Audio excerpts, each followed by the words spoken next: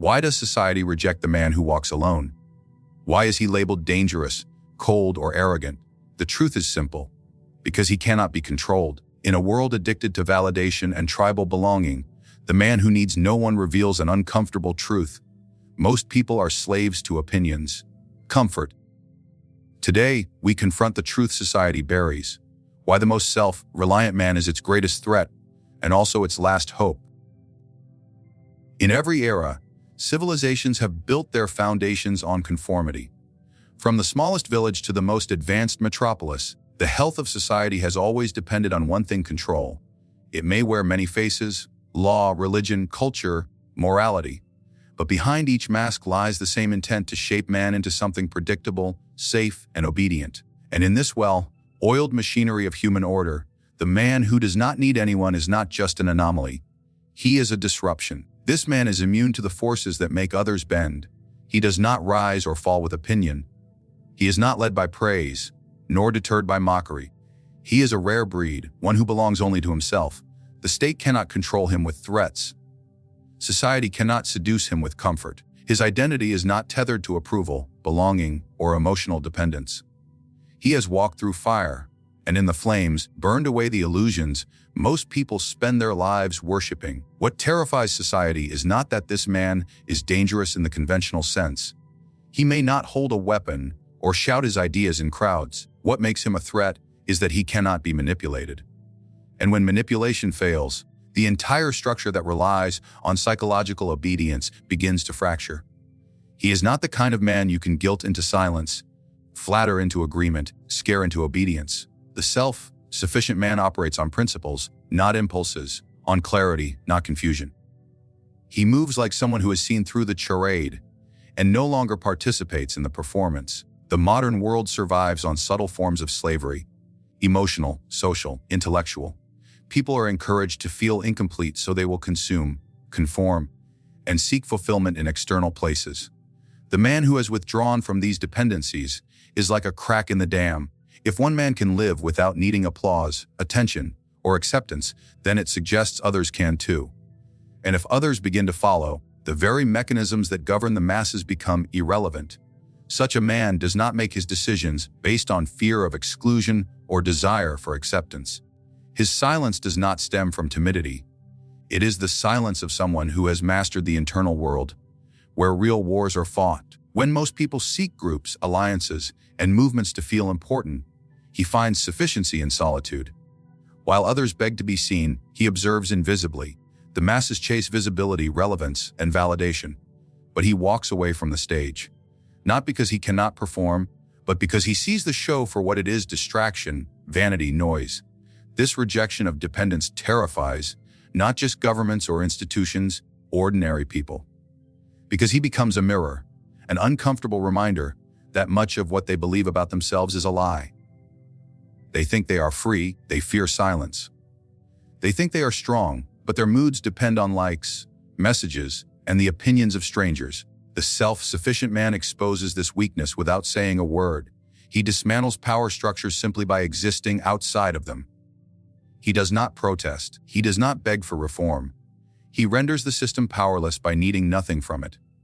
To those who rely on control, he is the one variable that cannot be predicted. They do not know how to label him, so they call him arrogant, distant, cold. They project weakness onto him because he does not play the game. But inside, they know he possesses what they fear. They will never achieve sovereignty. There is a kind of quiet defiance in the man who does not need anything. It's not loud. It doesn't demand attention. But it lingers, unsettles, and disrupts. Every time he declines a superficial connection, chooses silence over performance, or walks alone instead of joining the crowd, he sends a message to the collective hive: I do not belong to you. That message, more than any weapon or speech, shakes the walls of conformity. He becomes the embodiment of a truth long buried under rituals and customs, that the highest power a man can hold is mastery over himself. In a society that rewards compliance and punishes independence, such mastery is the ultimate rebellion. The path of true independence is not celebrated, it is condemned.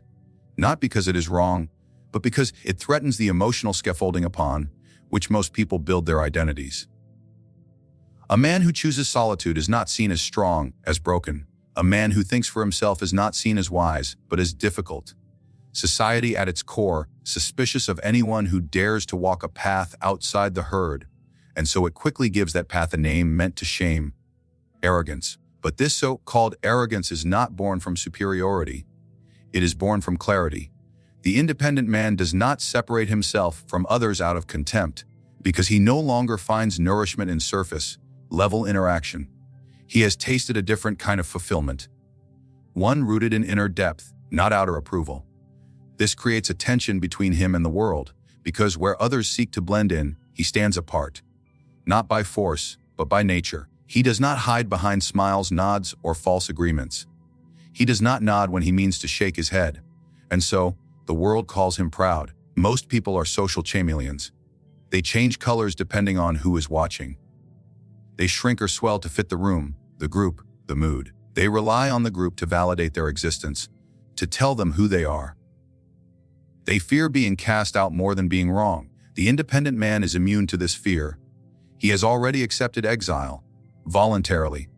And once a man has made peace with being alone, there is no bribe strong enough to make him betray himself for inclusion. This refusal to compromise is what triggers the accusation of arrogance. Society misinterprets quiet strength as aloofness, restraint as superiority, and conviction as stubbornness. The reason is simple. Most people are not used to dealing with someone who cannot be flattered, shamed, or guilted into agreement. They interpret his autonomy as hostility. What they are really seeing is the discomfort of their own dependency reflected back at them.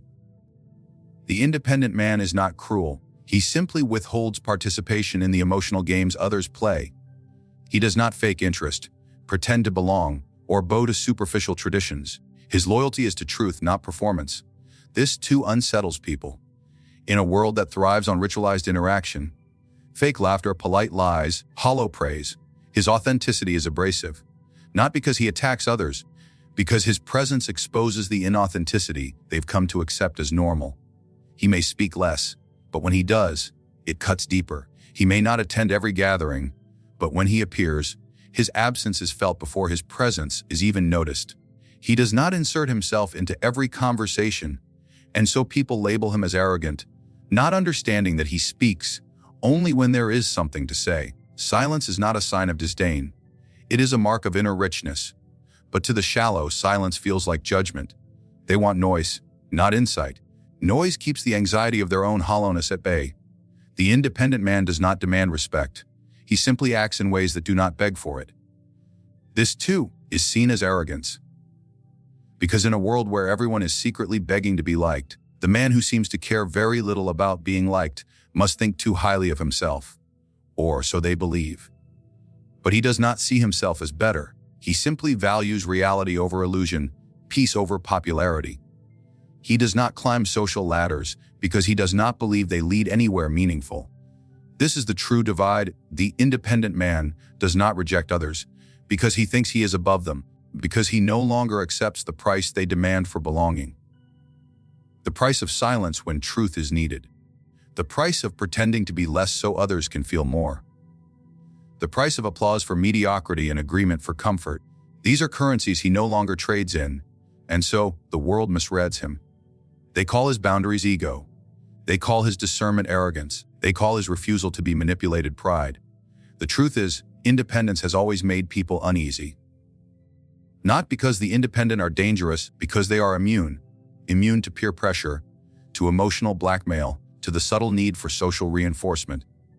This immunity, more than anything, is what makes them appear threatening. They are like fire, silent until touched, indifferent to approval, consuming only what is real. Others project arrogance onto them to protect themselves from the deeper realization that they, too, could be free, but are not willing to pay the price for it. There are two kinds of power in this world. One is loud, performative, and borrowed. It clings to titles, follows fashion, parades itself with symbols of success, money, attention, followers, applause. The other is silent, rooted, and earned. It is not borrowed from institutions, people, or circumstances. It arises from within. The man who does not need anyone carries the second kind. He embodies power in its most dangerous and purest form, because it cannot be taken from him. The man who relies on status, popularity, or the approval of others for his sense of worth walks on a fragile foundation. Remove the applause, and he collapses. Strip away his wealth, and he becomes invisible. Take his followers, and he is no longer a leader. What he calls strength is only dependency dressed in luxury. He exists only in reflection, never in essence. His power is not his own. It is leased from society, and society can reclaim it at any moment. In contrast, the self-possessed man is untethered from all of that. He is dangerous precisely because his power is not on display. It is not worn like a badge. It radiates from his choices, his discipline, his restraint. He can walk into a room and say nothing, yet the atmosphere shifts. Not because he demands attention, but because his very presence is anchored in something deeper than appearance. His energy unsettles those who are still performing because it reveals how hollow that performance truly is. He does not need to announce himself. He does not posture or seek to dominate others. There is no insecurity in him to feed the ego games that dominate most interactions. He does not need to be seen as powerful because he already knows what he is. He has met himself in silence, in suffering, in solitude, and what he found there cannot be unlearned. That knowledge is the root of his strength. It is not decoration. It is not for sale. It is who he is. When others chase validation to feel important, he moves with indifference. Not out of apathy, but from mastery. He understands that true authority cannot be given. It must be earned through fire. Not the fire of applause, but of internal battle, discipline over desire, truth over comfort, solitude over shallow companionship. His victories are not public but private. They leave no headlines, only scars, clarity, and a stillness that cannot be imitated. He does not fear being misunderstood. He does not rush to defend his name, to clarify his actions, or to seek redemption in the court of public opinion. That need, to be explained, liked, or justified, died long ago. In its place is something far more powerful, the calm indifference of a man who knows that truth does not need witnesses. He answers to a higher standard than popularity. He answers only to himself. This kind of man terrifies those who hold temporary power. They cannot control him because he does not need what they can offer.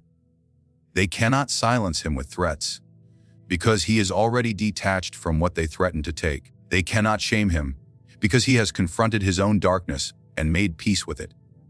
In a world ruled by fear of loss, he is invincible precisely because he has already lost everything unworthy of being kept. The borrowed strength of others is always conditional. Their confidence depends on praise. Their assertiveness depends on agreement. Their courage depends on having allies. But the self-possessed man stands firm even when alone, even when unseen. His strength is not conditional. It is foundational. It is forged from principle, not popularity. While others adjust their morals to fit the moment, he remains unchanged, unshaken. When he speaks, he does not seek approval. His words are not dressed to please. They are tools, sharp and deliberate. They come from a place of clarity, not performance. His silence, even more than his speech, speaks volumes. It is not empty. It is charged. A silence born not from ignorance, but from discernment. In that quiet, others feel the weight of someone who cannot be moved by shallow impulse or temporary emotion. He walks away when others would beg to stay, not because he is cold, but because he is free. His boundaries are not drawn by fear, but by self-respect. He does not cling. He does not chase. He chooses. And that choice, made without fear of loneliness or loss, is the ultimate demonstration of power. Not the kind that shouts to be noticed, the kind that transforms every room it enters without a single word. The presence of a man who does not need anyone functions like a mirror. But not the kind people enjoy looking into. He becomes an involuntary reflection of everything others have refused to face about themselves. In his detachment, their attachments are exposed. In his silence, their noise becomes unbearable. In his calm, their anxiety rises to the surface. And in his independence, their hidden dependence becomes impossible to ignore. He does not point fingers, yet his mere existence is an accusation, unspoken but undeniable. Most people live in a psychological web spun by culture, comfort, and approval. They make choices not from desire but from fear. Fear of rejection, fear of judgment, fear of not being needed. The man who no longer fears these things becomes an anomaly. And because his life contradicts theirs so deeply, They experience him not as a person, but as a disruption. He is proof that the excuses they cling to are not absolute. That they could, if they had the will, live without the crutches they now treat as necessities. But admitting this would require self-confrontation, and that is the one battle the modern world fears more than war. It is easier to scroll endlessly, to surround oneself with noise, to chase relationships that anesthetize rather than awaken. True independence demands a brutal honesty, a confrontation with the void most people cover with distraction and social comfort. When faced with a man who has made peace with this void, they are reminded of their avoidance, and they hate him for it. He does not try to change them, yet they feel judged. He does not demand attention, yet he is often noticed more than those screaming for validation. His absence in their lives feels heavier than the constant presence of 1,000 acquaintances. Why? Because what he represents cannot be easily dismissed. He reveals, without saying a word, how far they have drifted from themselves, how deeply they fear solitude, and how desperately they cling to illusions of connection and identity. They will label him emotionally unavailable, callous, or egotistical, but these are not accurate descriptions. They are defense mechanisms. It is easier to name him cold than to admit they depend on others for a sense of self. It is easier to question his humanity than to question their own patterns of need, attachment, and dependency. The truth is, he is not unfeeling. He simply feels without needing to be seen. He does not parade his wounds. He does not beg to be healed by another. He has faced himself, and in that confrontation, dissolved the need to be completed by someone else. This is what creates the unease, his emotional autonomy. Most people associate emotional connection with mutual dependency. They confuse love with need. They measure closeness by how much someone depends on them, or how much they can depend on others. But this man relates differently. He does not fear closeness. He simply refuses to counterfeit it. He will not pretend to need you to make you feel important. He will not use you to escape his own emptiness. If he is with you, it is because he chooses you, not because he is avoiding himself. That is a kind of intimacy most people are not prepared for. It demands that they show up whole, not as half-formed people looking to be rescued. It demands self-awareness, not emotional hunger. And when they realize they cannot manipulate his attention through guilt or need, they often withdraw, claiming he is too distant, too mysterious, too difficult. But what they truly mean is, he cannot be controlled the way others can. He becomes the enemy not through action, but through contrast. His inner stillness magnifies their chaos. His discipline magnifies their indulgence. His detachment magnifies their clinginess. They want to believe that their way of life, based on constant interaction, external validation, and emotional dependence, is the only way to live. When he shows otherwise, they feel betrayed. Not because he harmed them, but because he revealed that their suffering is, in part, self-chosen. And yet, in secret, some admire him. They sense the power in his silence, the clarity in his eyes, the strange peace that surrounds him. They envy what they fear, a life built not on being needed, but on being whole. But to pursue what he has would require dismantling everything they've built their identity around. It would mean facing themselves in the raw, without distraction, without rescue, without performance. Most are not willing to make that descent. Still, he remains unmoved, unshaken, misunderstood. A threat not because he holds power over others, but because he holds nothing at all. He needs no one to validate his existence. And in a world built on the illusion that everyone must belong to something, to someone, to some cause, he becomes the most unsettling force of all, a free man in a prison of invisible chains. The man who does not need anyone is not society's enemy. He is its unspoken cure. His solitude is not isolation but sovereignty. His silence is not absence but presence without pretense. He is feared not because he harms, because he exposes. Exposes how deeply the modern world has traded strength for approval, truth for performance, and independence for comfort. He is not above others. He is simply beyond the games they still play. He lives by a different rhythm, one not dictated by the loud chaos of the crowd, but by the quiet voice within. And in doing so, he becomes a living challenge to every system, structure, and soul that depends on conformity to survive. In a world starving for authenticity, the man who needs no one becomes the reminder of what it means to be whole. He carries the forgotten weight of self-mastery, not with pride, but with quiet conviction. And for that, he is not only society's greatest threat, but also its only hope.